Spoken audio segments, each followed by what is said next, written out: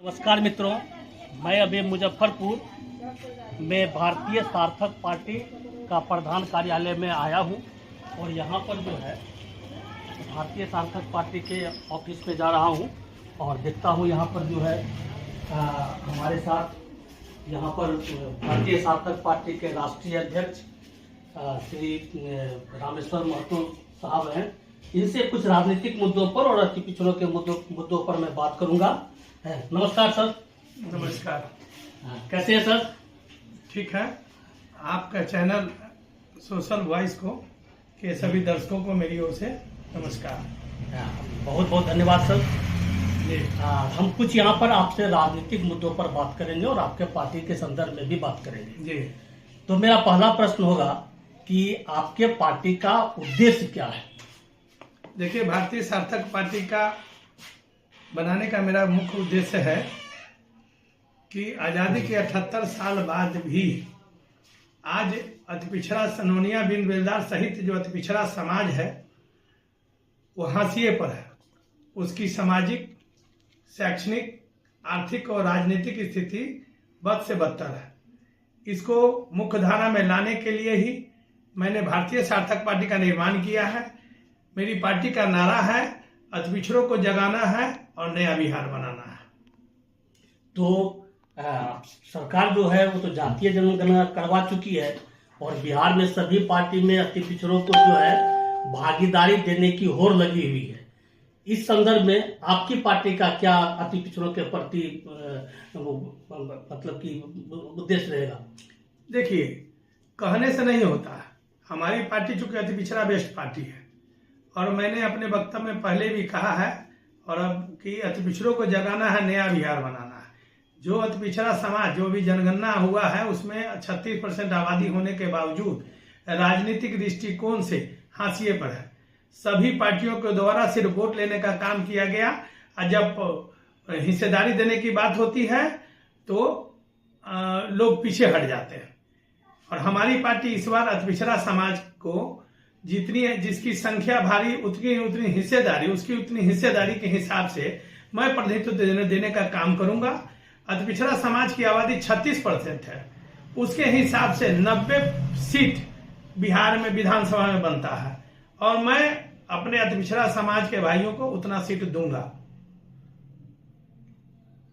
तो आगामी विधानसभा चुनाव में जो 2025 में विधानसभा चुनाव होने वाला है तो उसमें आप अकेले लड़ेंगे, क्योंकि पूरे देश से लेकर प्रदेश में गठबंधन की राजनीति शुरू हो चुकी है।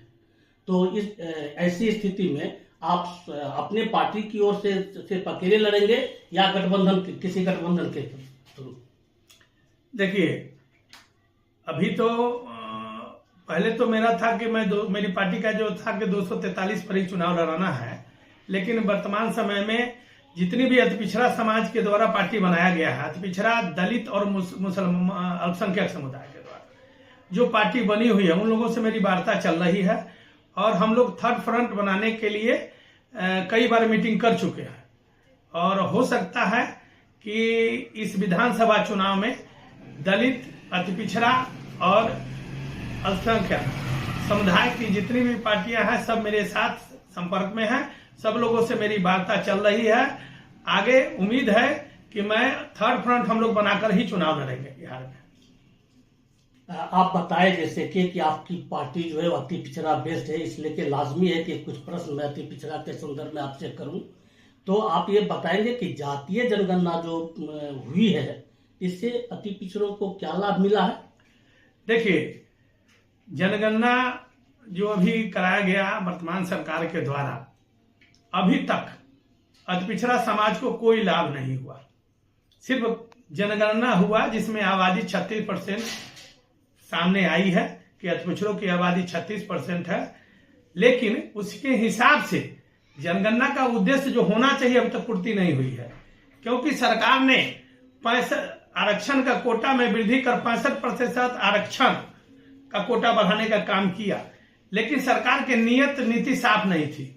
अगर नियत नीति साफ होती तो केंद्र में भी इन्हीं की सरकार है, इसको 9वीं सूची में शामिल क्यों नहीं किया गया, जिसके कारण फिर कोर्ट ने इसको खारिज कर दिया। फिर कोटा बढ़ाने का कोई चित्त नहीं है। फिर अति पिछड़ा को लाभ क्या मिला? अगर जनगणना के माध्यम से कराने का उद्देश्य यही था कि वर्तमान इस परिस्थिति में, अभी के समय में आखिर बिहार की जनसंख्या कितनी है, किस जात की कितनी है, उसकी स्थिति कितनी कैसी है। तो वैसी परिस्थिति में जब 36% आरक्षण अति पिछड़ों का आया सामने छन करके, तो उसके हिसाब से विधानसभा और लोकसभा में कम से कम परिसीमन आज तक नहीं हुआ बिहार का। तो परिसीमन करा करके और दलित समाज के तरह अति पिछड़ों के लिए भी जो है 36% सीट आरक्षित होनी चाहिए थी, जो सरकार ने अभी इस पर पहल भी नहीं किया है। सरकार के संज्ञान में लाई भी नहीं है सरकार। मैं सरकार से मांग करता हूं कि आगामी विधानसभा चुनाव में अति पिछड़ों को परिसीमन करा करके और दलित के तरह इसका भी, अति पिछड़ा समाज को भी विधानसभा में सीट आरक्षित किया जाए, और दलित समाज का जो पहले से आरक्षित सीट है उसकी भी जनसंख्या बढ़ी है, उनका भी सीट बढ़ाया जाए। धन्यवाद।